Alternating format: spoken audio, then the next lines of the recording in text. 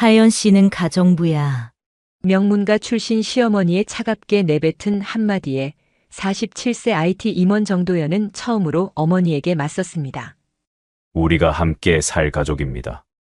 학력도 경력도 없지만 무너진 삼둥이를 살려낸 39세 여인, 그녀가 없으면 이 집은 다시 무너집니다. 오늘의 사연 시작하겠습니다. 다 들어보신 후 괜찮으셨다면 어디서 듣고 계시는지, 그리고 잘 들었다라는 댓글 하나 정도 남겨주실 거죠? 그럼 시작하겠습니다. 강남 아파트 32층. 새벽 3시가 넘은 시각인데도 집안에는 불이 환하게 켜져 있었습니다.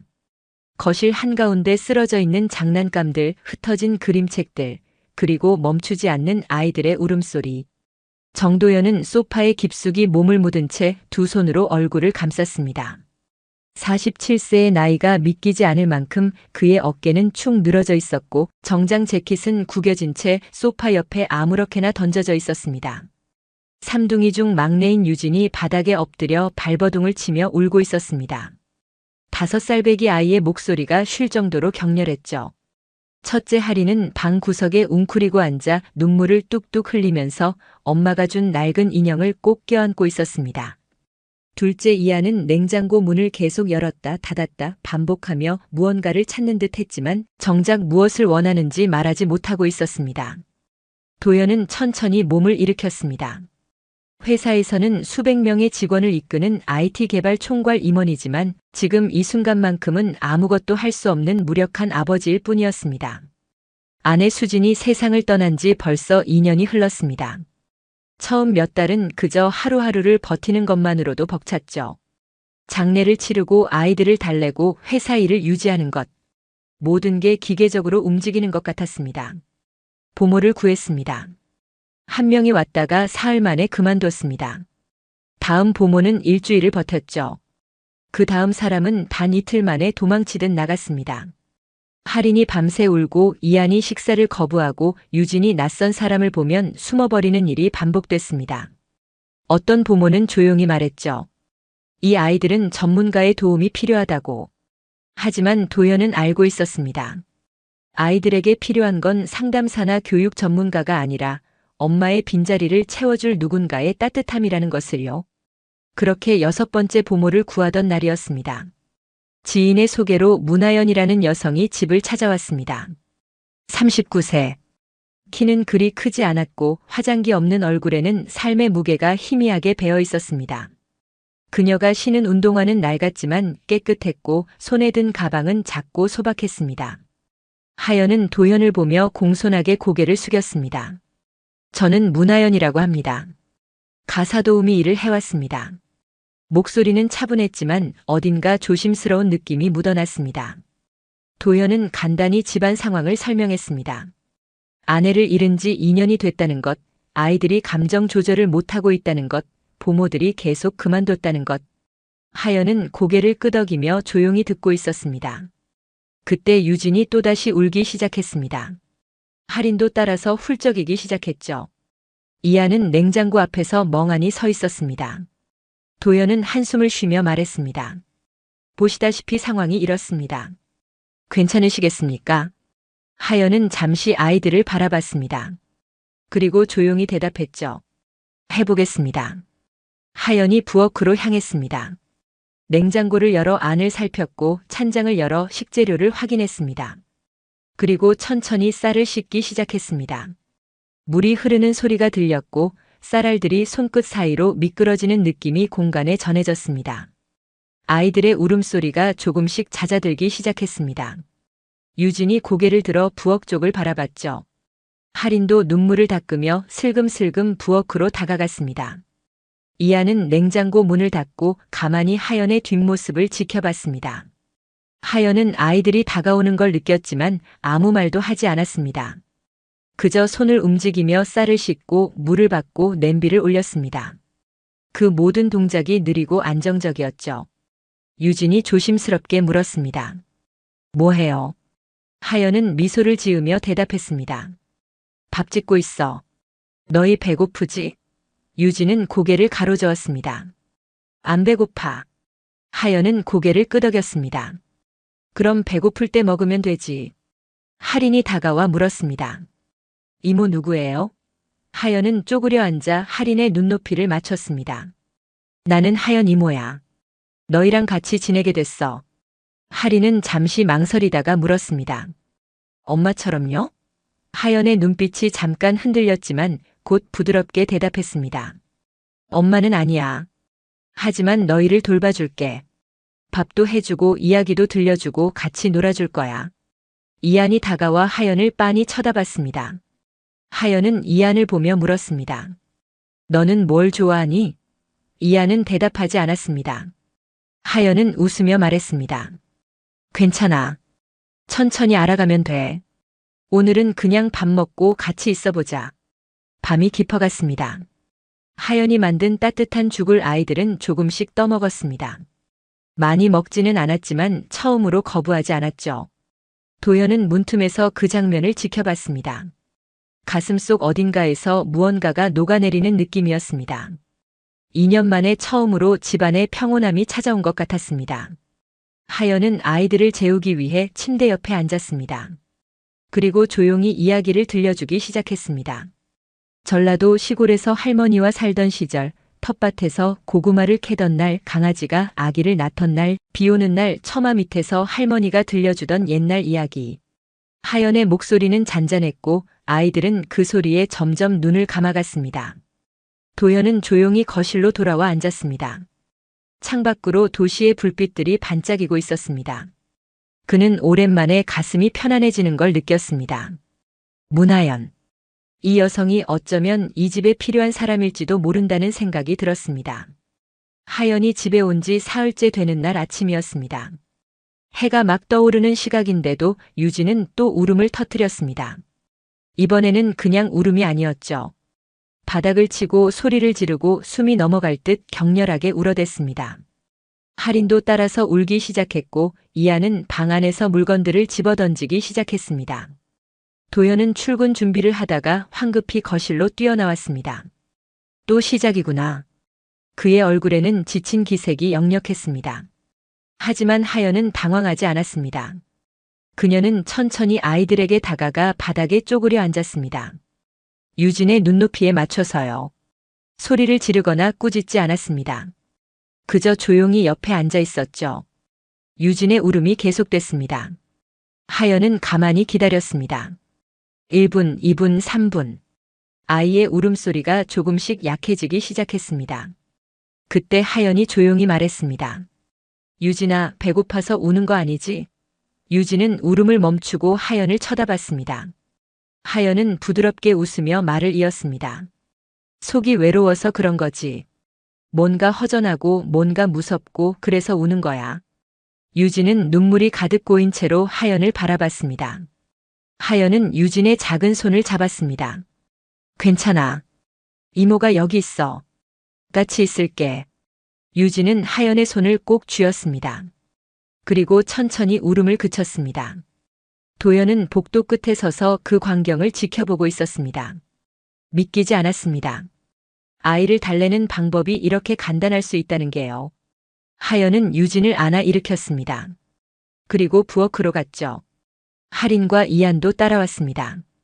하연은 부엌 한가운데에 작은 의자들을 놓고 아이들을 앉혔습니다. 그리고 말했습니다.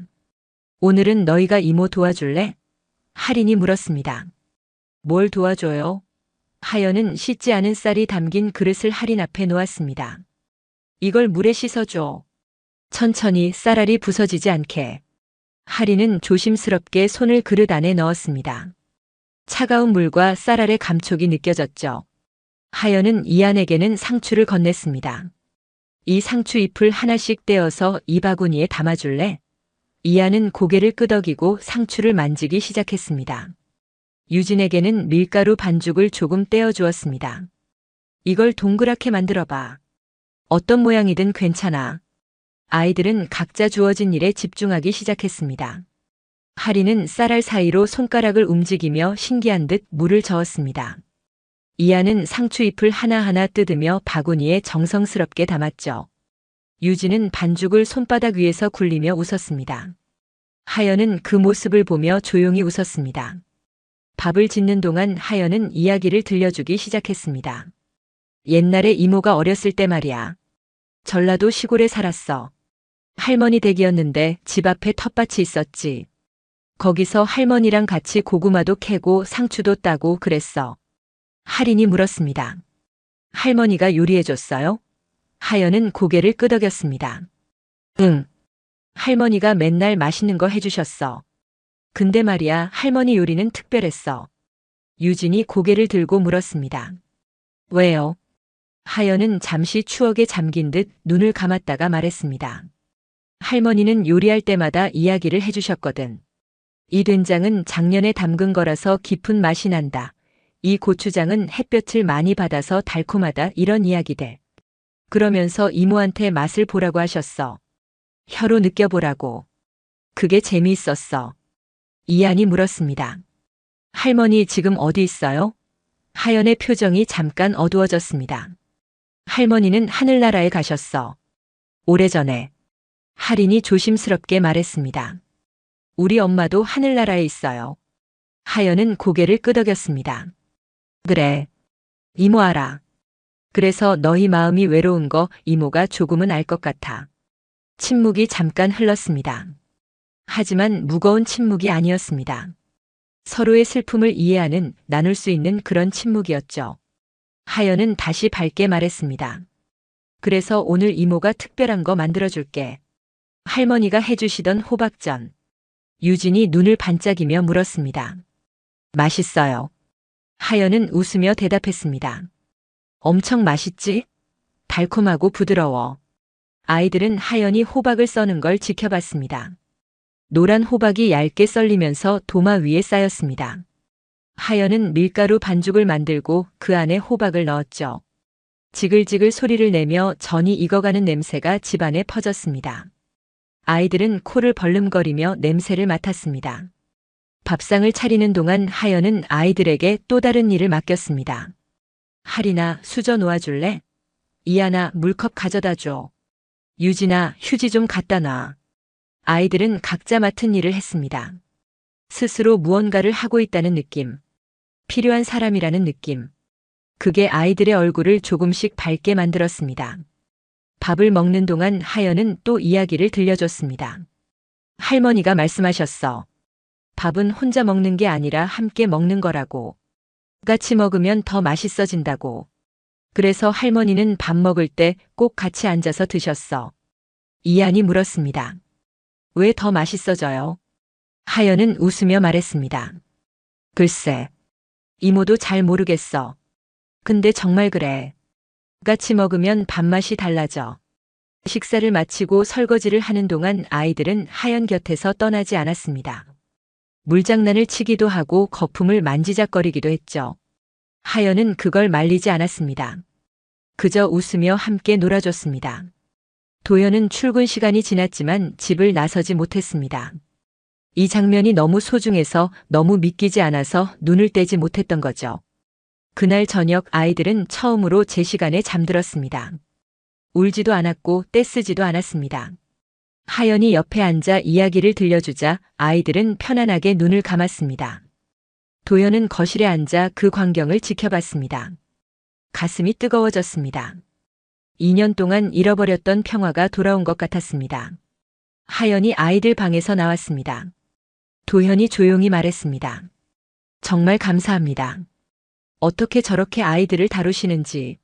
하연은 고개를 저었습니다. 다루는 게 아니에요. 그냥 같이 있는 거죠. 아이들은 누가 진심인지 알아요. 진심으로 대하면 아이들도 마음을 열어요. 도연은 처음으로 하연을 제대로 바라봤습니다. 학력도 없고 경력도 화려하지 않은 이 여성이 어쩌면 전문가들도 해결하지 못한 일을 해낸 것입니다. 그는 조용히 말했습니다. 문하연 씨, 계속 우리와 함께 지내주시겠습니까? 하연은 잠시 망설이다가 고개를 끄덕였습니다. 네. 아이들과 함께 있고 싶어요. 그날 밤 도연은 오랜만에 깊은 잠에 들었습니다. 집안에 다시 생기가 돌아왔다는 안도감 때문이었죠. 하연이라는 여성이 이 집에 가져온 건 단순한 가사 노동이 아니었습니다. 그건 치유였고 희망이었고 다시 살아갈 이유였습니다. 3개월이 흘렀습니다. 강남 아파트는 완전히 달라져 있었습니다. 아침이면 아이들의 웃음소리가 들렸고 부엌에서는 밥 짓는 냄새가 은은하게 퍼졌습니다. 하리는 이제 하연 옆에서 요리를 거들었고 이하는 재료를 분류하는 일을 맡아서 했습니다. 유진은 식탁을 닦고 수저를 놓는 일을 스스로 했죠. 아이들의 얼굴에는 생기가 돌았고 밤에 우는 일도 거의 없어졌습니다. 도현은 출근하기 전 거실에서 그 모습을 지켜보곤 했습니다. 2년 전 아내가 세상을 떠난 뒤 무너졌던 일상이 다시 회복되고 있었습니다. 하연 덕분이었죠. 그녀는 특별한 교육 이론을 들먹이지 않았습니다. 그저 아이들과 함께 밥을 먹고 이야기를 나누고 작은 일들을 함께 했을 뿐입니다. 그런데 그게 효과가 있었습니다. 아이들은 안정을 찾았고 도현도 다시 숨을 쉴 수 있게 됐습니다. 그런데 그날 아침 도현의 휴대폰이 울렸습니다. 어머니 정미령이었습니다. 도현아, 내일 인천공항 도착이야. 마중 나올 필요 없어. 택시 타고 집으로 갈게. 도현은 순간 긴장했습니다. 어머니가 해외 강연 일정을 마치고 돌아온다는 건 알고 있었지만 막상 귀국 날짜가 다가오니 걱정이 앞섰습니다. 어머니는 손자들 교육에 대해 확고한 신념을 가진 분이었습니다. 체계, 규율, 학습. 그게 어머니의 교육 철학이었죠. 다음 날 오후 정미령이 집에 도착했습니다. 67세의 나이가 믿기지 않을 만큼 단정하고 우아한 모습이었습니다. 회색 재킷에 단정한 스커트, 목에 두른 스카프까지 흐트러짐이 없었습니다. 그녀가 현관문을 열고 들어서자 집안의 공기가 달라지는 것 같았습니다. 미령은 거실을 둘러봤습니다. 깨끗하게 정돈된 공간, 부엌에서 들려오는 요리소리, 아이들이 바닥에 앉아 그림을 그리고 있는 모습. 그녀는 조용히 고개를 끄덕였습니다. 하연이 부엌에서 나와 공손하게 인사했습니다. 안녕하세요. 저는 문하연이라고 합니다. 미령은 하연을 위아래로 훑어봤습니다. 그리고 짧게 말했습니다. 수고하셨어요. 미령은 손자들에게 다가갔습니다. 하리나 할머니야. 하리는 미령을 보고 잠깐 망설이다가 다가갔습니다. 할머니. 미령은 하린을 안아주고 이한과 유진도 차례로 안았습니다. 그리고 말했습니다. 많이 컸구나. 할머니가 없는 동안 잘 지냈니? 아이들은 고개를 끄덕였지만 조금 긴장한 듯 보였습니다. 저녁 식사 시간이었습니다. 하연이 차린 밥상에는 된장찌개, 나물 반찬, 생선구이가 놓여 있었습니다. 소박하지만 정성스러운 상차림이었죠. 미령은 조용히 밥을 먹으며 아이들을 관찰했습니다. 하리는 밥을 천천히 먹으면서 가끔 하연을 쳐다봤습니다. 이하는 반찬을 골고루 먹었고 유진은 국을 후루룩 마셨습니다. 식사가 끝난 후 미령은 도현을 불렀습니다. 도현아, 잠깐 이야기 좀 하자. 도현은 어머니를 따라 서재로 갔습니다. 미령은 창밖을 바라보며 말을 꺼냈습니다. 아이들 상태가 좋아진 건 다행이야. 하연 씨가 잘 돌봐준 것 같구나. 도현은 안도하며 말했습니다. 네, 어머니. 하연 씨 덕분에 아이들이 많이 안정됐습니다. 미령은 고개를 끄덕이고는 이어서 말했습니다. 그런데 말이야. 아이들이 이제 5살이잖니. 내년이면 초등학교 입학 준비를 해야 해. 지금처럼 놀기만 해서는 안 돼. 도현은 미간을 찌푸렸습니다. 아이들은 아직 어립니다. 지금은 정서적 안정이 더 중요하다고 생각합니다. 미령은 단호하게 말했습니다. 정서도 중요하지. 하지만 교육을 놓치면 안 돼. 경쟁은 이미 시작됐어. 미령은 가방에서 서류 몇 장을 꺼냈습니다.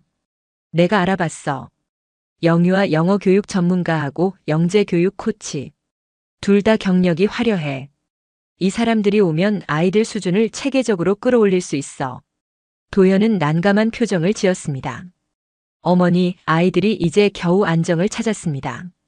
갑자기 환경을 바꾸면 또 혼란스러워할 수 있습니다. 미령은 단호하게 말했습니다. 안정만으로는 부족해. 아이들에게는 체계가 필요해. 규율이 필요하고 목표가 필요해. 그래야 나중에 사회에서 살아남을 수 있어. 도현은 더 이상 반박하지 못했습니다. 어머니의 확신에 찬 목소리 앞에서 그는 늘 작아지곤 했습니다. 사흘 후 최서현과 박지환이 집에 도착했습니다. 서연은 32세의 젊은 여성으로 정장 차림에 노트북과 교재를 가득 든 가방을 들고 있었습니다. 지완은 35세 남성으로 역시 단정한 차림에 플래시카드와 교육 자료를 챙겨왔습니다. 둘 다 프로페셔널한 인상이었지만 어딘가 차갑고 거리감이 느껴졌습니다. 미령이 소개했습니다. 얘들아, 인사해. 이분들이 앞으로 너희를 가르쳐 주실 선생님들이야. 하리는 뒤로 물러섰고 이하는 하연의 치마를 붙잡았습니다. 유진은 고개를 숙였습니다. 서연이 밝게 웃으며 말했습니다. 하이 키즈. 나이스 투 미추. 렛츠 스타트 위드 잉글리시 그리팅. 아이들은 얼어붙었습니다. 하연은 뒤에서 그 장면을 지켜보고 있었습니다. 가슴이 답답해졌습니다. 아이들의 얼굴에서 밝음이 사라지고 긴장과 불안이 스며드는 게 느껴졌습니다. 서연은 아이들을 테이블에 앉히고 영어 그림책을 꺼냈습니다. 자, 이제부터 매일 아침 영어 수업을 할 거야. 집중해서 따라해. 애플, APPL 애플. 아이들은 입을 열지 못했습니다. 서연은 재촉했습니다. 왜 따라 안 해? 애플이라고 말해봐. 하리는 작은 목소리로 말했습니다. 애플. 서연은 고개를 저었습니다. 발음이 틀렸어. 입을 더 크게 벌려. 에이플. 하린의 눈에 눈물이 고이기 시작했습니다. 지완은 플래시카드를 펼쳤습니다. 자, 이제 숫자를 배워볼까? 이건 뭐지? 1, 2, 3. 빨리 대답해봐. 이하는 카드를 쳐다보다가 고개를 돌렸습니다. 지완은 인내심 없이 말했습니다. 집중 안 하면 안 돼. 다시 봐. 1, 2 뭐지? 이하는 입술을 깨물었습니다. 점심시간이 됐습니다. 하연이 준비한 밥상이 차려졌지만 아이들은 밥을 먹지 않았습니다. 유진은 숟가락을 들었다가 내려놓기를 반복했습니다. 하리는 고개를 숙인 채 가만히 앉아 있었습니다. 이하는 방으로 들어가 문을 닫아버렸습니다. 하연은 아이들을 보며 가슴이 찢어지는 것 같았습니다. 오후가 되자 아이들은 완전히 무너졌습니다. 유진이 바닥에 엎드려 울기 시작했고 하린도 따라서 울었습니다. 이하는 방 안에서 물건을 집어던지는 소리가 들렸습니다. 3개월 동안 사라졌던 그 혼란이 다시 돌아온 것입니다. 하연은 달려가 아이들을 안으려 했지만 미령이 손을 들어 막았습니다. 하연 씨, 잠깐만 기다려보세요. 아이들이 적응할 시간이 필요해요. 하연은 떨리는 목소리로 말했습니다. 지금 아이들이 너무 힘들어하고 있습니다. 미령은 차분하게 말했습니다. 교육이란 게 원래 그래요. 처음엔 힘들어도 나중엔 익숙해져요. 참고 견디는 것도 배움이에요. 하연은 더 이상 말하지 못했습니다. 그녀는 고용된 사람이었고 주인의 방침에 따라야 했습니다. 하지만 아이들이 우는 소리를 들으며 그녀의 마음도 함께 무너졌습니다. 그날 밤 하연은 잠들지 못하고 창밖을 바라봤습니다. 자신이 여기 있어도 되는 건지 아이들을 정말 지킬 수 있는 건지 의문이 들었습니다. 일주일이 지났습니다. 서현과 지완의 교육은 계속됐고 아이들의 상태는 점점 나빠졌습니다. 아침마다 등원 거부가 시작됐고 밤에는 다시 악몽에 시달렸습니다.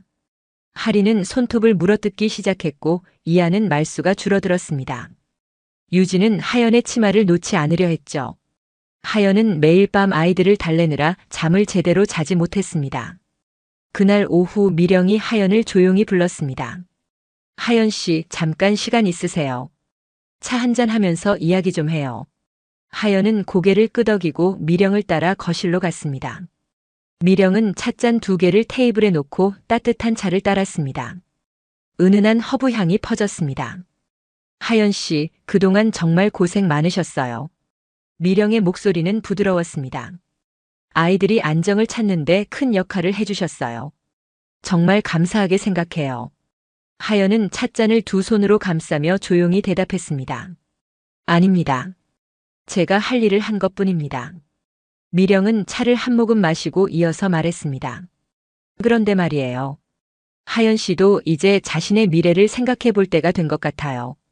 하연은 고개를 들어 미령을 바라봤습니다. 미령은 온화한 미소를 지으며 말했습니다. 하연 씨, 올해 39이시죠? 아직 젊으세요. 더 나은 삶을 살 자격이 있어요. 이렇게 남의 집에서 가사도우미로만 지내는 게 아깝다는 생각이 들어요. 하연은 조용히 찻잔을 내려놓았습니다. 저는 괜찮습니다. 지금도 만족하고 있습니다. 미령은 고개를 저으며 말했습니다. 그렇게 말씀하시겠지만 솔직히 말해서 이 일은 장기적으로 하실 일이 아니에요. 아이들이 크면 하연 씨가 필요 없어질 거예요. 그때 가서 새로운 일을 찾으려면 더 어려워지죠. 지금 준비를 하셔야 해요. 하연은 가슴이 답답해지는 걸 느꼈습니다. 미령의 말이 틀린 건 아니었습니다. 언젠가는 이 집을 떠나야 한다는 걸 하연도 알고 있었습니다. 미령은 가방에서 서류 한 장을 꺼냈습니다. 제가 알아봤어요. 서초구에 새로 생긴 어린이집인데 보육교사를 구하고 있어요. 자격증이 없어도 경력을 인정해준대요. 하연 씨처럼 아이들을 잘 돌보는 분이라면 충분히 합격할 수 있어요. 게다가 정식 직원이니까 4대 보험도 들고 월급도 지금보다 나아요. 하연은 서류를 받아들고 조심스럽게 읽어내려갔습니다. 하연 씨, 이건 정말 좋은 기회예요. 미령의 목소리에는 진심이 담겨 있는 듯 했습니다. 하연 씨가 계속 이렇게 불안정한 일만 하면 안 돼요. 나중에 나이 들면 어쩌려고요. 지금 발판을 마련해 두셔야죠. 저도 하연 씨를 위해서 하는 말이에요. 하연은 입술을 깨물었습니다. 미령의 말은 합리적이었고 현실적이었습니다. 하지만 왜인지 가슴 한편이 무거웠습니다. 감사합니다. 하연은 작은 목소리로 말했습니다. 생각해 보겠습니다. 미령은 만족스러운 표정으로 고개를 끄덕였습니다. 그래요. 천천히 생각해 보세요. 하지만 너무 오래 고민하진 마세요. 기회는 빨리 지나가니까요. 하연은 서류를 들고 자리에서 일어났습니다. 복도를 걸어가는 동안 그녀의 머릿속은 복잡했습니다. 그날 밤 하연은 침대에 누워 천장을 바라봤습니다. 39세. 고등학교도 졸업하지 못했고 제대로 된 직장도 가져본 적 없었습니다. 식당, 요양원, 공장. 그녀의 인생은 늘 불안정했습니다. 내일이 보장되지 않는 삶이었죠. 미령의 제안은 그녀에게 안정을 줄 수 있었습니다. 정식 직원, 4대 보험, 고정 월급. 그건 하연이 평생 꿈꿔왔던 것이었습니다. 하지만 아이들 얼굴이 떠올랐습니다. 할인이 처음으로 웃었던 날, 이안이 요리를 도와주며 집중하던 모습, 유진이 하연의 손을 꼭 잡고 잠들던 밤. 그 순간들이 하연의 가슴을 찔렀습니다. 떠나고 싶지 않았습니다. 하지만 여기 남아있을 자격이 있을까? 하연은 자신에게 물었습니다. 나는 누구인가? 가사도우미일 뿐인가? 아니면 이 아이들에게 정말 필요한 사람인가? 다음 날 아침 하연의 표정이 달라져 있었습니다. 평소처럼 밥을 지었지만 웃음이 없었습니다. 아이들은 즉시 알아챘습니다. 할인이 하연의 얼굴을 올려다보며 물었습니다. 이모, 왜 그래요? 하연은 억지로 웃으며 대답했습니다. 아니야. 아무것도 아니야. 하지만 할인은 고개를 가로저었습니다. 아니에요. 뭔가 달라요. 이안도 조용히 하연을 관찰했습니다. 평소 같으면 요리하면서 이야기를 들려주는데 오늘은 말이 없었습니다. 유진은 하연의 치마를 잡아당기며 물었습니다. 이모, 어디 아파요? 하연은 쪼그려 앉아 유진의 머리를 쓰다듬었습니다. 아니야. 괜찮아. 유진은 눈물이 그렁그렁한 얼굴로 말했습니다. 거짓말이에요. 이모 표정이 슬퍼요. 하연은 아무 말도 할 수 없었습니다. 아이들 앞에서 자신의 혼란을 드러내고 싶지 않았지만 아이들은 이미 다 알아버렸습니다.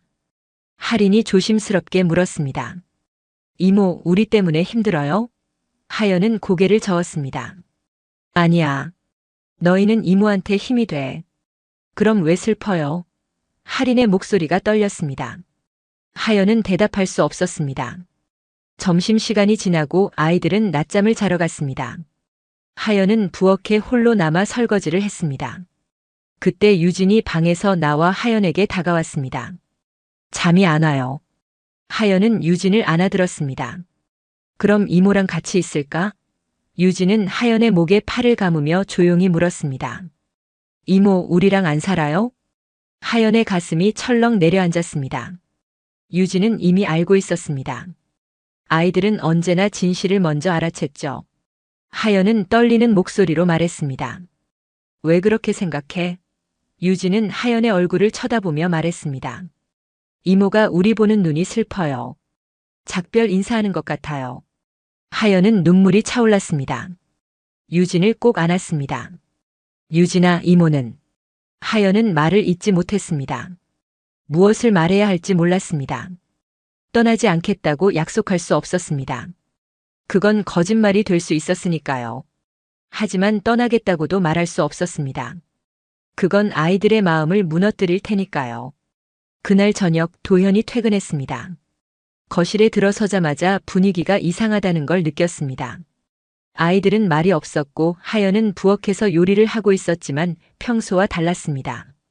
도현은 어머니를 찾아갔습니다. 어머니, 무슨 일 있었습니까? 미령은 책을 읽다가 고개를 들었습니다. 별일 없어. 왜?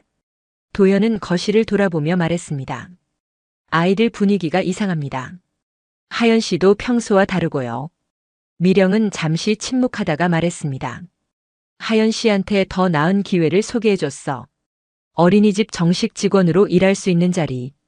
도현은 깜짝 놀라 어머니를 쳐다봤습니다. 어머니, 그게 무슨 말씀이십니까? 미령은 차분하게 설명했습니다. 하연 씨도 자기 미래를 생각해야지. 여기서 계속 가사 도우미로만 있을 순 없잖아. 나도 하연 씨를 위해서 한 일이야. 도현은 답답한 표정으로 말했습니다. 하지만 아이들은 하연 씨를 필요로 합니다. 지금 상황에서 하연 씨가 떠나면 아이들이 또 무너집니다. 미령은 고개를 저었습니다. 아이들은 적응해. 시간이 지나면 괜찮아져. 오히려 지금이 전환점이야. 도현은 더 이상 말하지 못했습니다. 하지만 그의 마음은 혼란스러웠습니다.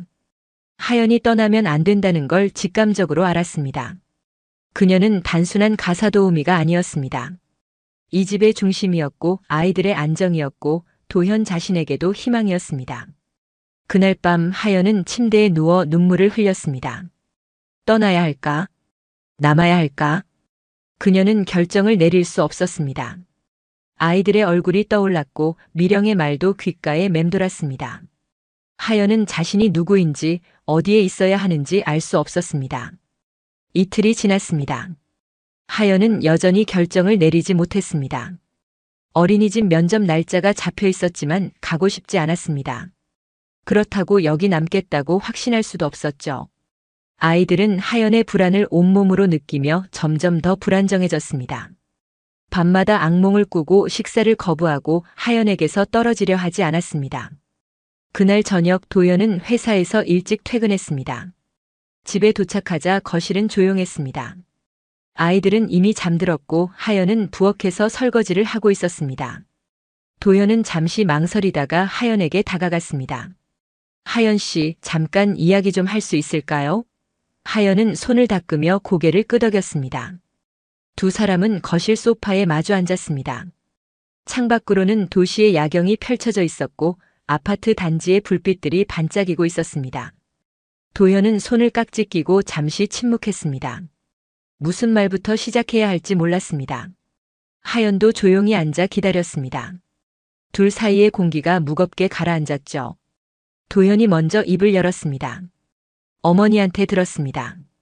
어린이집 면접 제안을 받으셨다고요? 하연은 고개를 끄덕였습니다. 네. 도현은 하연의 얼굴을 바라보며 조심스럽게 물었습니다. 정말 떠나고 싶으세요? 하연은 대답하지 못했습니다. 입술을 깨물고 손을 꽉 쥐었다가 폈다가 반복했습니다. 도현은 기다렸습니다. 재촉하지 않았습니다. 한참이 지나고 나서야 하연이 조용히 고개를 저었습니다. 아니요. 도현은 조금 놀란 표정으로 하연을 쳐다봤습니다. 하연은 떨리는 목소리로 말을 이었습니다. 떠나고 싶지 않습니다. 아이들 때문에요. 아이들이랑 떨어지고 싶지 않아요. 도현은 안도의 한숨을 내쉬었습니다. 그럼 왜 고민하시는 겁니까?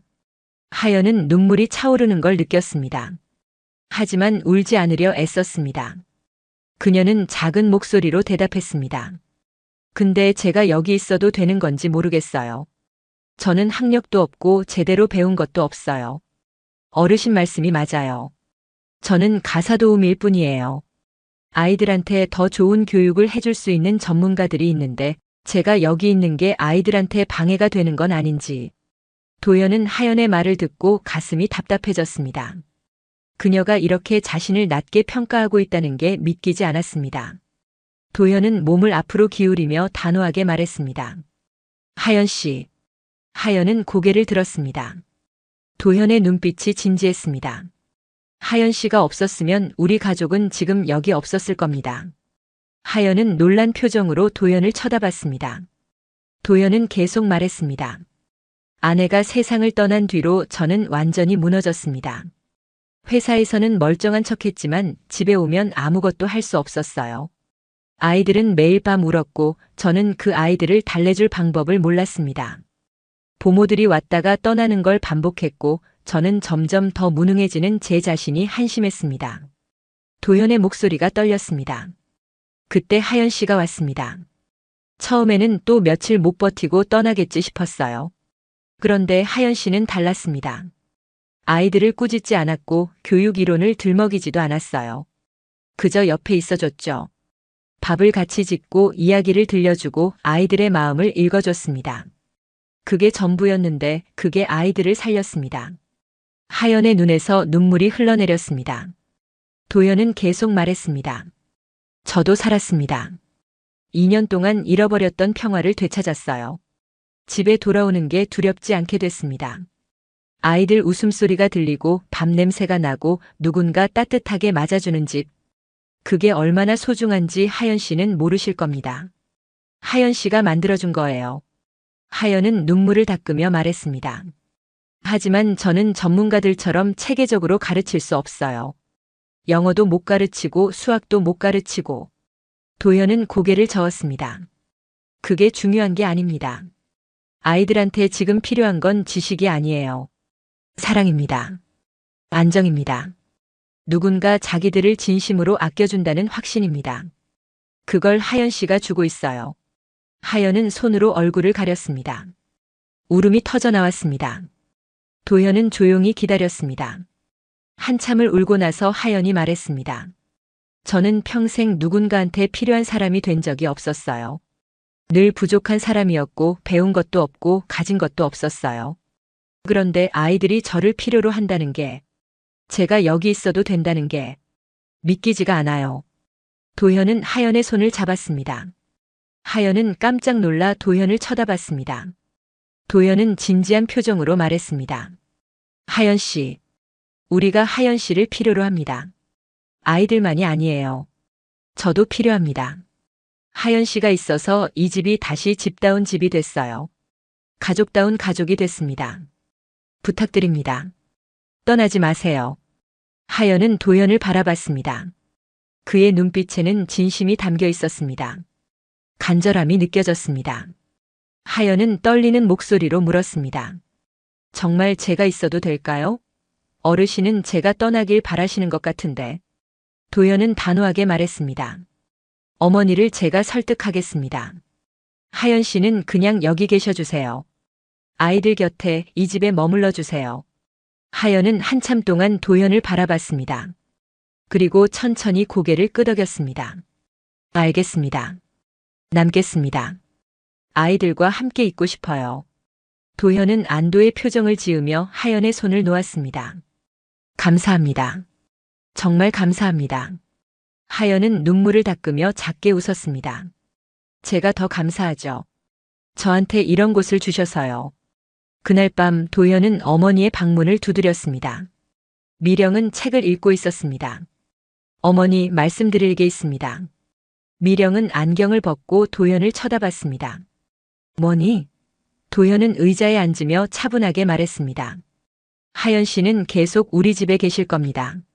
미령은 눈썹을 치켜 올렸습니다. 무슨 소리야? 어린이집 면접 날짜가 잡혀 있는데.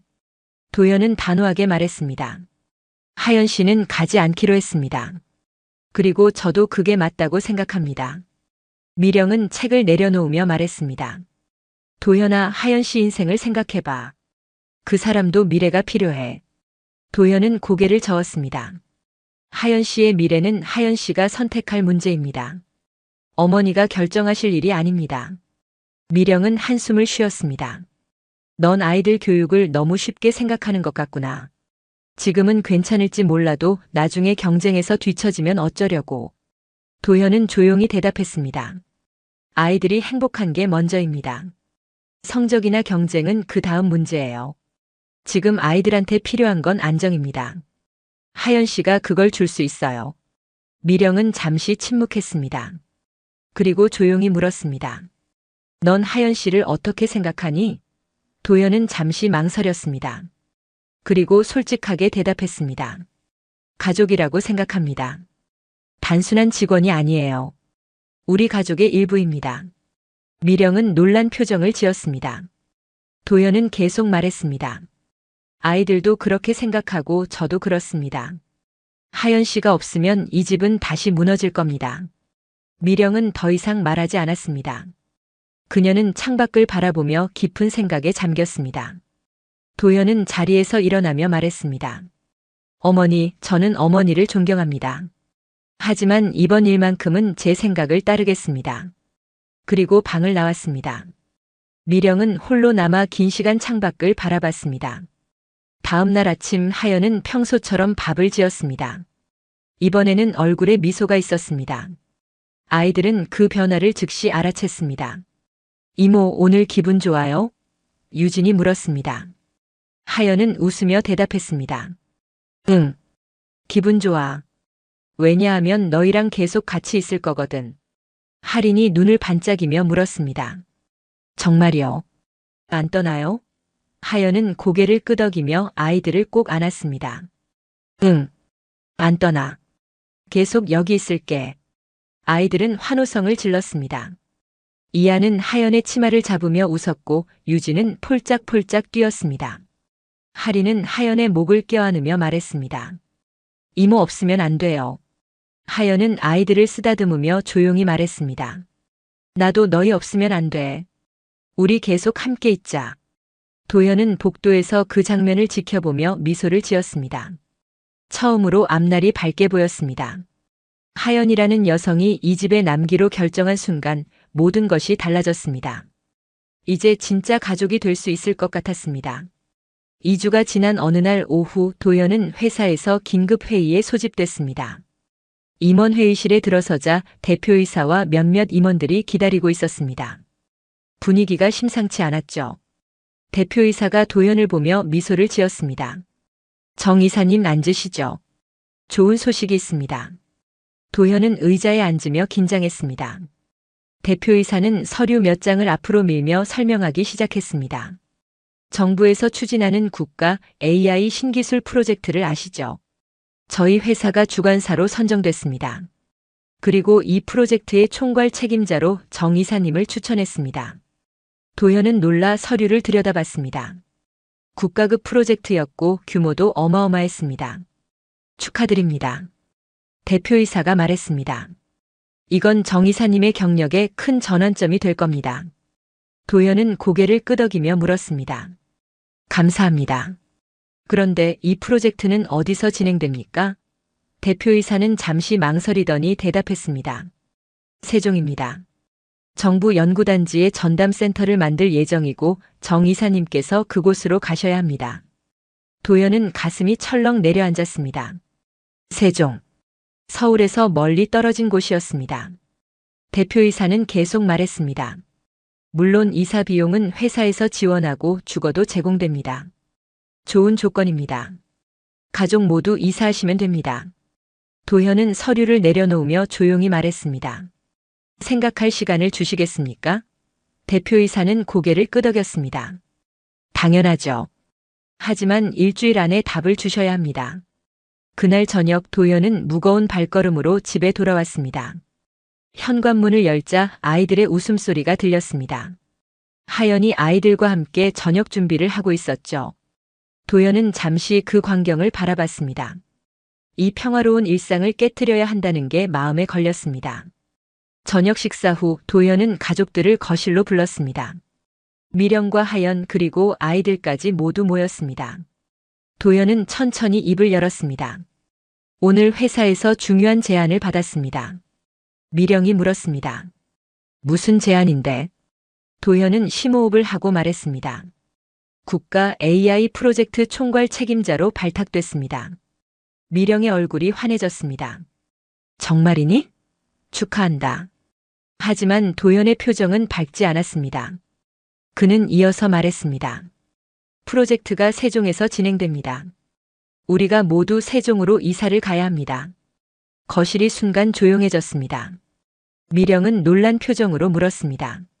세종이라고? 도현은 고개를 끄덕였습니다. 네. 정부 연구단지입니다. 최소 3년은 그곳에서 생활해야 합니다. 할인이 조심스럽게 물었습니다. 아빠, 우리 집을 떠나는 거예요? 도현은 할인을 보며 부드럽게 말했습니다. 응. 새로운 집으로 가는 거야. 세종은 조용하고 좋은 곳이야. 이한이 물었습니다. 여기 학교는요? 도현은 대답했습니다. 세종에도 학교가 있어. 거기서 다니면 돼. 유진은 불안한 표정으로 하연을 쳐다봤습니다. 그때 유진이 작은 목소리로 물었습니다. 하연 이모도 우리랑 가요? 거실이 다시 조용해졌습니다. 모두의 시선이 하연에게 쏠렸습니다. 하연은 당황한 표정으로 도연을 쳐다봤습니다. 도연은 잠시 망설였습니다.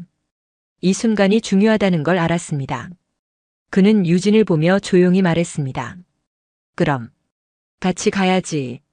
미령이 깜짝 놀라 도현을 쳐다봤습니다. 도현아, 지금 무슨 말을 하는 거니? 도현은 차분하게 대답했습니다. 하연 씨도 우리와 함께 세종으로 갑니다. 미령은 믿을 수 없다는 표정으로 말했습니다. 하연 씨는 가정부잖아. 새로운 곳에서 다시 직원을 구하면 되지. 왜 데리고 가려는 거니? 도현은 어머니를 똑바로 쳐다보며 말했습니다. 하연 씨는 단순한 직원이 아닙니다. 미령은 목소리를 높였습니다. 그럼 뭔데? 가사도우미잖아. 도현은 침착하게 하지만 단호하게 말했습니다. 우리가 함께 살 가족입니다. 미령은 순간 말문이 막혔습니다. 거실의 공기가 얼어붙었죠. 도현은 계속 말했습니다. 어머니, 지난 3개월 동안 이 집이 얼마나 달라졌는지 보셨지 않습니까? 아이들이 얼마나 안정됐는지도 아시고요. 그게 다 하연 씨 덕분입니다. 하연 씨가 없으면 우리는 다시 무너집니다. 저는 그럴 수 없습니다. 미령은 손을 저으며 말했습니다. 그건 과장이야. 아이들은 적응해.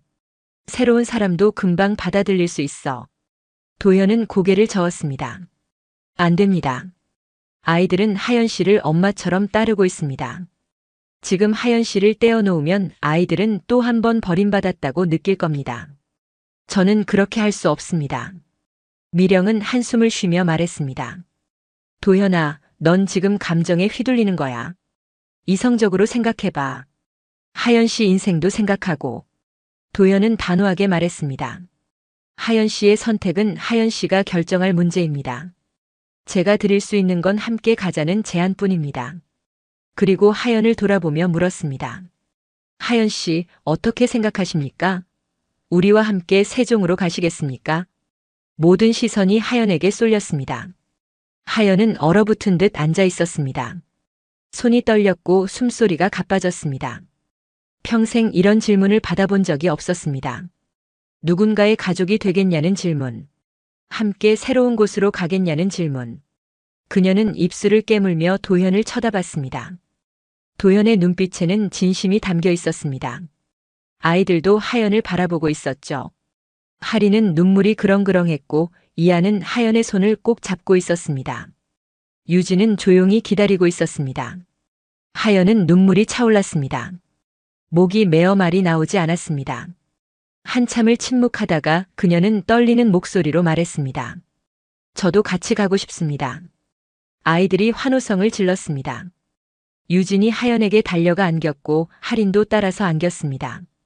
이하는 하연의 손을 더 세게 잡았습니다. 도현은 안도의 미소를 지었습니다.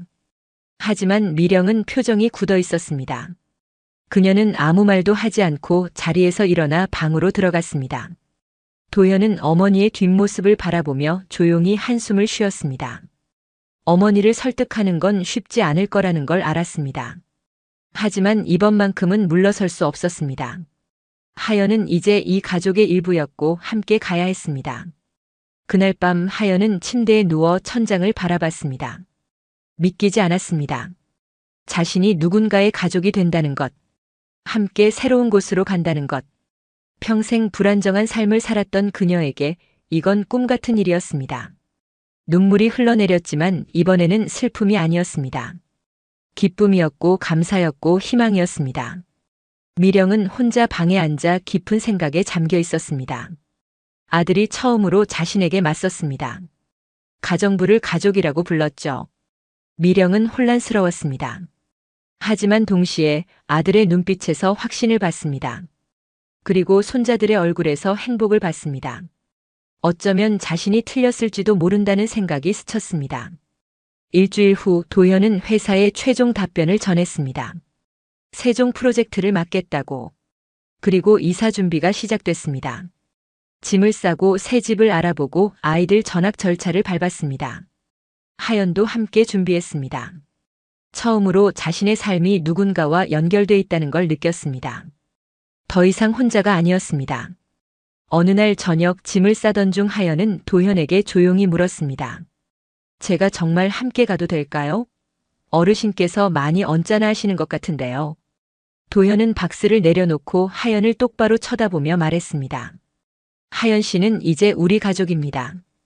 어머니도 시간이 지나면 이해하실 겁니다. 하연은 고개를 끄덕이며 작게 웃었습니다. 이사 날이 다가왔습니다. 강남 아파트를 떠나 세종으로 향하는 날. 새로운 시작이었고 새로운 가족의 시작이었습니다. 도현은 차 안에서 뒤를 돌아보며 아이들을 쳐다봤습니다. 아이들은 하연 옆에 나란히 앉아 창밖을 바라보고 있었습니다. 평화로운 모습이었죠. 도현은 앞을 보며 조용히 미소 지었습니다. 이 선택이 옳았다고 확신했습니다. 세종의 새 집은 강남 아파트와는 완전히 달랐습니다. 조용한 주택단지 안에 자리한 2층 단독주택이었죠. 뒷뜰에는 작은 정원이 있었고 텃밭을 가꿀 수 있는 공간도 넉넉했습니다. 아이들은 처음 집에 도착했을 때 신기한 듯 이곳저곳을 뛰어다녔습니다. 흙을 만지고 풀을 뜯고 나무를 껴안았죠. 하연은 뒷뜰에 서서 햇살을 받으며 깊게 숨을 들이마셨습니다. 공기가 달랐습니다. 서울의 매캐한 공기가 아니라 풀냄새와 흙냄새가 섞인 맑은 공기였죠. 어린 시절 전라도 시골에서 살던 기억이 떠올랐습니다. 할머니와 함께 텃밭을 가꾸던 날들.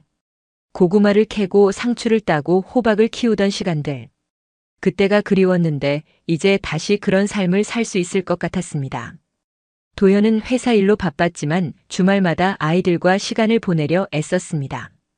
어느 토요일 아침 하연이 아이들을 데리고 뒷뜰로 나갔습니다. 작은 삽과 모종, 씨앗을 준비했죠. 오늘은 우리가 뭘 심을지 같이 정해볼까? 할인이 물었습니다. 뭘 심어요? 하연은 웃으며 대답했습니다. 상추도 좋고 토마토도 좋고 허브도 괜찮아. 너희가 먹고 싶은 걸 심으면 돼. 아이들은 신이 나서 의견을 냈습니다. 하리는 딸기를 심자고 했고 이하는 당근을 원했습니다. 유진은 꽃을 심고 싶다고 했죠. 하연은 고개를 끄덕이며 말했습니다. 그럼 다 심어보자. 딸기도 당근도 꽃도. 우리 정원이니까 우리가 원하는 걸 다 심는 거야. 아이들은 작은 삽으로 땅을 파기 시작했습니다. 처음에는 서툴렀지만 하연이 옆에서 알려주자 점점 익숙해졌습니다. 흙을 파고 모종을 심고 물을 주는 과정을 하나하나 배워갔죠. 하연은 아이들에게 말했습니다. 식물은 사람처럼 관심이 필요해. 물도 줘야 하고 햇빛도 쬐어줘야 하고 가끔 흙도 부드럽게 만져줘야 해. 그럼 식물도 알아. 누가 자기를 사랑하는지. 할인이 물었습니다. 식물도 마음이 있어요. 하연은 미소 지으며 대답했습니다. 어떻게 보면 있는 것 같아. 사랑받는 식물은 더 잘 자라거든. 이한이 고개를 갸우뚱하며 물었습니다. 그게 정말이에요. 하연은 웃으며 말했습니다. 나중에 직접 확인해봐. 너희가 정성껏 돌보면 식물이 어떻게 자라는지. 텃밭 가꾸기는 아이들에게 새로운 놀이가 됐습니다. 매일 아침 일어나면 뒷뜰로 나가 식물들을 확인했죠. 물을 주고 잎을 만지고 성장하는 모습을 관찰했습니다. 하리는 작은 노트를 만들어 식물의 변화를 그림으로 그렸습니다. 이하는 자로 키를 재서 기록했고 유진은 꽃봉오리가 몇 개 생겼는지 세었습니다. 도현은 그 모습을 보며 감탄했습니다. 아이들이 이렇게 집중하는 모습을 본 적이 없었습니다. 영어 플래시카드나 수학 문제집 앞에서는 불안해하고 산만했던 아이들이 흙을 만지고 식물을 돌보면서는 완전히 달라졌죠. 집중력도 생기고 인내심도 생기고 무엇보다 얼굴에 행복이 가득했습니다. 어느 날 저녁 하연은 아이들과 함께 요리를 했습니다. 텃밭에서 딴 상추와 허브를 사용해서 샐러드를 만들었죠. 아이들은 자기들이 키운 채소를 먹는다는 게 신기한 듯 조심스럽게 입에 넣었습니다. 할인이 눈을 크게 뜨며 말했습니다. 맛있어. 진짜 맛있어요. 이한도 고개를 끄덕이며 샐러드를 먹었습니다. 유진은 상추잎을 들고 말했습니다. 이거 내가 키운 거예요. 하연은 웃으며 말했습니다. 맞아. 너희가 직접 심고 물 주고 돌봐서 자란 거야. 그래서 더 맛있는 거야. 도현도 샐러드를 먹으며 감탄했습니다. 정말 맛있네요. 아이들이 직접 키워서 그런가 봅니다. 하연은 조용히 웃었습니다. 음식은 정성이에요. 정성을 담으면 맛도 달라져요. 미령은 처음에는 이런 교육 방식을 못마땅해 했습니다. 아이들이 흙장난만 한다고 생각했죠. 하지만 시간이 지나면서 그녀도 변화를 느꼈습니다. 아이들이 책임감을 배우고 생명을 돌보는 법을 익히고 무엇보다 행복해하는 모습을 보면서 조금씩 마음이 열렸습니다. 하연은 온라인 교육 과정도 시작했습니다. 아이 교육과 심리에 관한 강의를 들으며 자신의 본능이 이론과 맞물린다는 걸 깨달았죠. 애착 이론, 감정 코칭, 자연 친화 교육. 하연이 본능적으로 해왔던 것들이 실제로 검증된 교육 방법이었습니다. 그녀는 처음으로 자신감을 얻었습니다. 학력이 없어도 체계적으로 배우지 않았어도 자신의 방식이 틀리지 않았다는 확신을요. 저녁마다 아이들이 잠든 후 하연은 노트북을 켜고 강의를 들었습니다. 도연은 가끔 옆에 앉아 함께 보곤 했습니다. 하연 씨, 정말 열심히 하시네요. 하연은 조금 부끄러운 듯 웃으며 말했습니다. 더 잘하고 싶어서요. 아이들한테 더 좋은 걸 해주고 싶어서요. 도연은 고개를 끄덕이며 말했습니다. 이미 충분히 잘하고 계십니다. 몇 달이 지났습니다. 삼둥이는 눈에 띄게 달라졌습니다. 과잉 행동이 줄어들었고 감정 표현이 풍부해졌습니다. 서로 다투는 일도 줄어들었고 오히려 협력하는 모습을 자주 보였죠. 하리는 이야기를 만들어 동생들에게 들려줬고 이하는 텃밭 도구를 정리하고 관리했습니다. 유진은 형과 언니의 감정을 읽고 중재하는 역할을 했습니다. 도현은 회사에서 돌아와 그 모습을 볼 때마다 가슴이 벅찼습니다. 아내를 잃고 무너졌던 가정이 다시 회복된 게 아니라 더 나은 형태로 성장하고 있었습니다. 그리고 그 중심에는 하연이 있었죠. 그녀는 단순히 아이들을 돌보는 사람이 아니라 이 가족을 지탱하는 기둥이었습니다.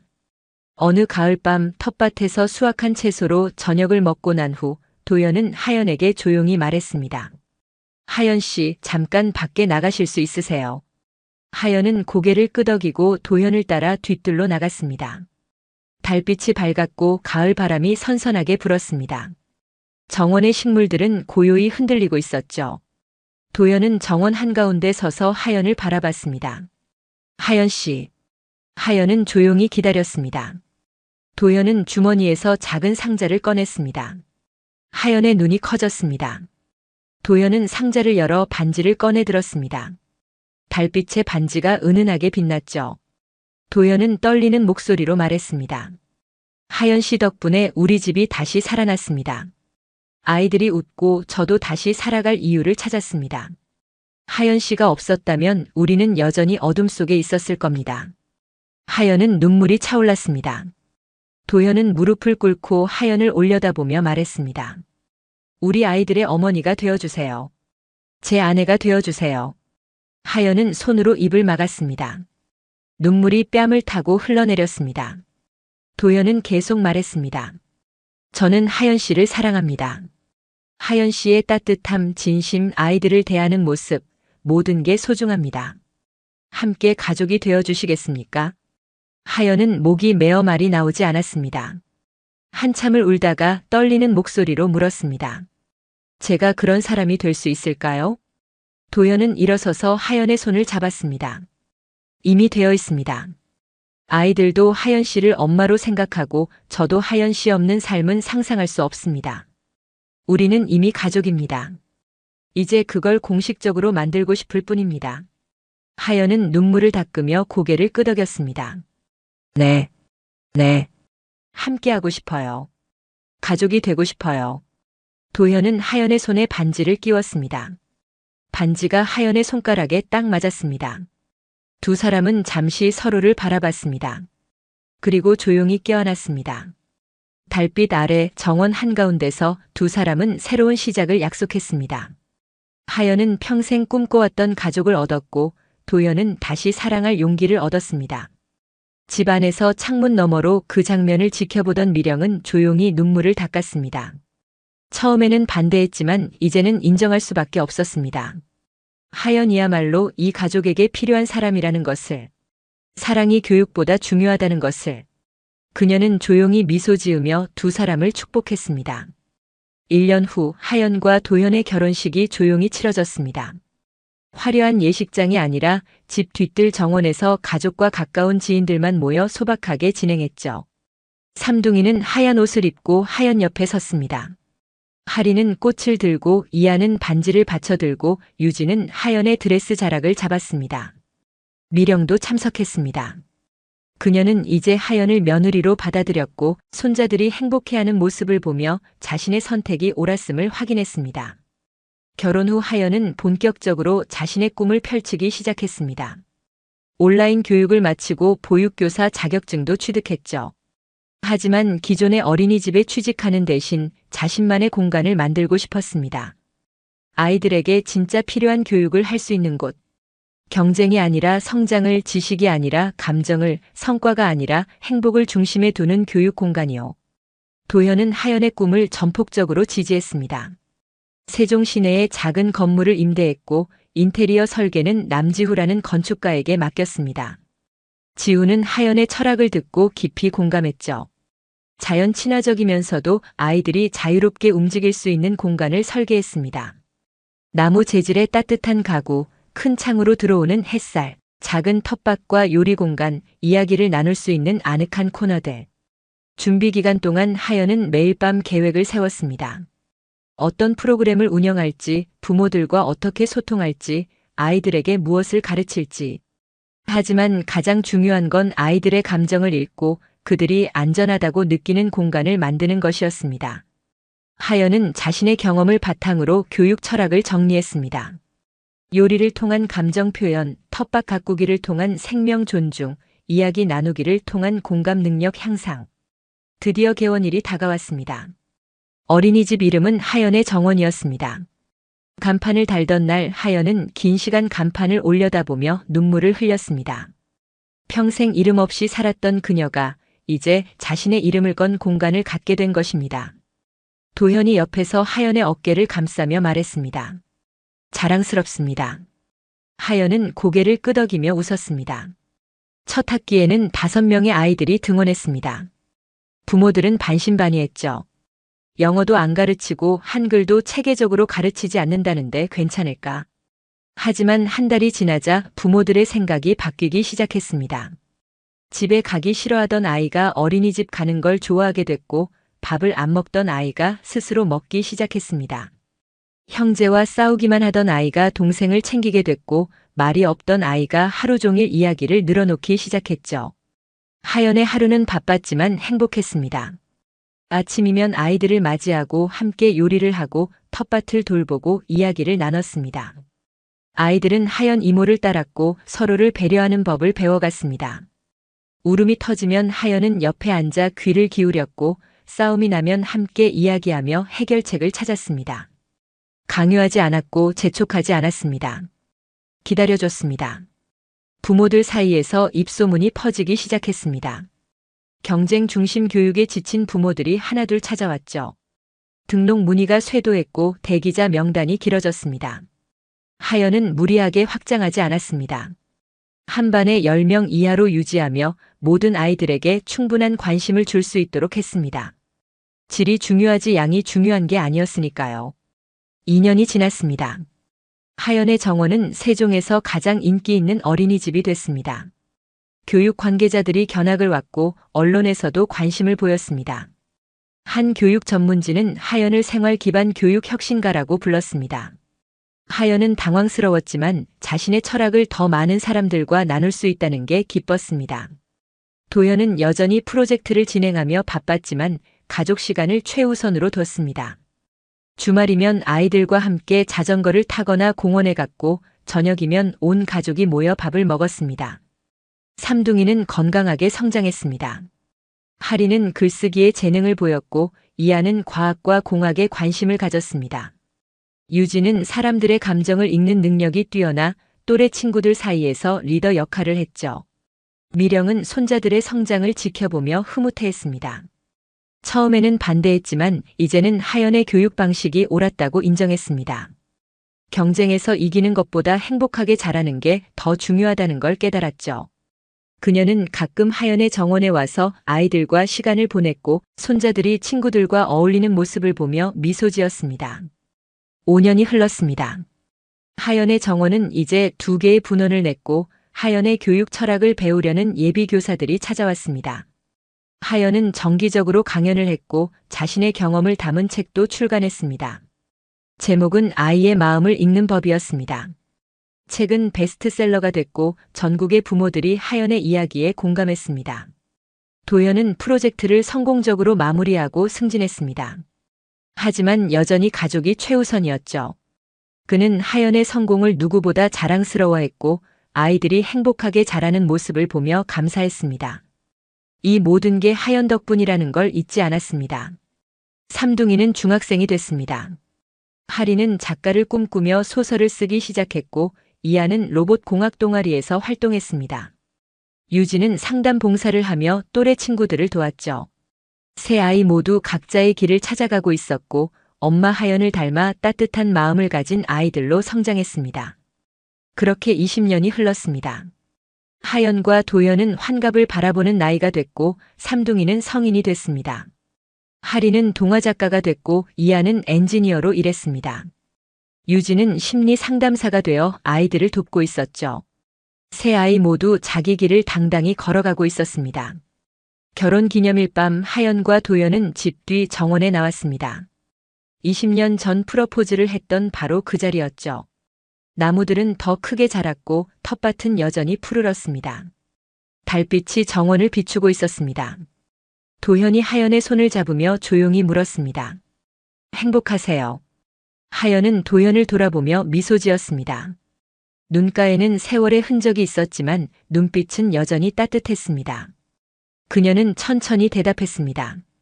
당신들과 함께여서 제 인생이 처음으로 완성됐어요.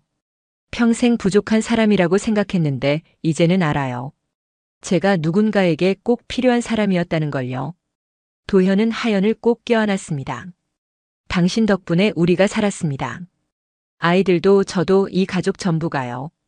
두 사람은 정원 한가운데 서서 별을 올려다봤습니다. 하늘에는 별들이 반짝이고 있었습니다.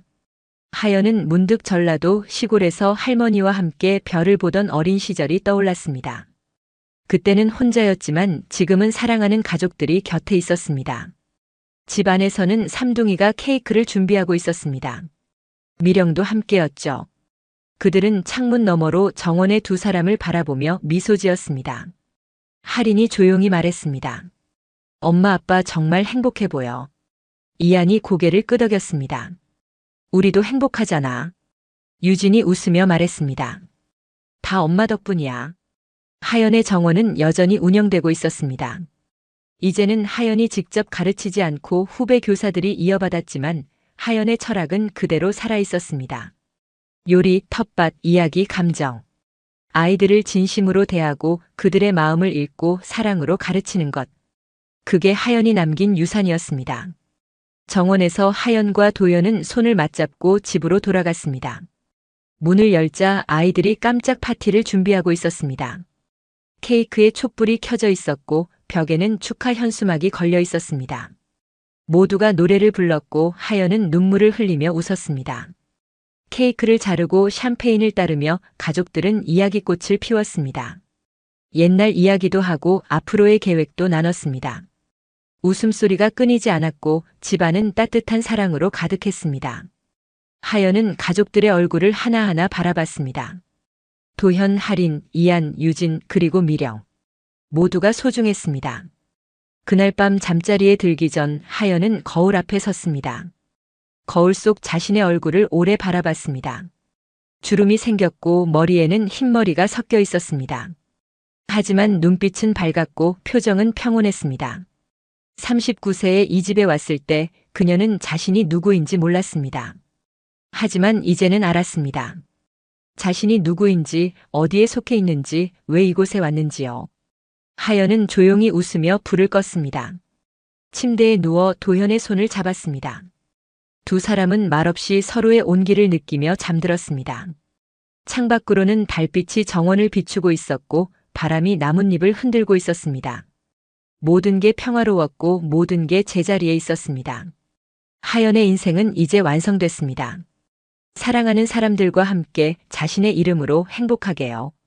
오늘의 사연은 여기까지입니다. 혹시 끝까지 들어주신 분이 계시다면 구독과 좋아요. 그리고 댓글로 잘 들었어요 라는 한마디면 제게 큰 힘이 됩니다. 감사합니다.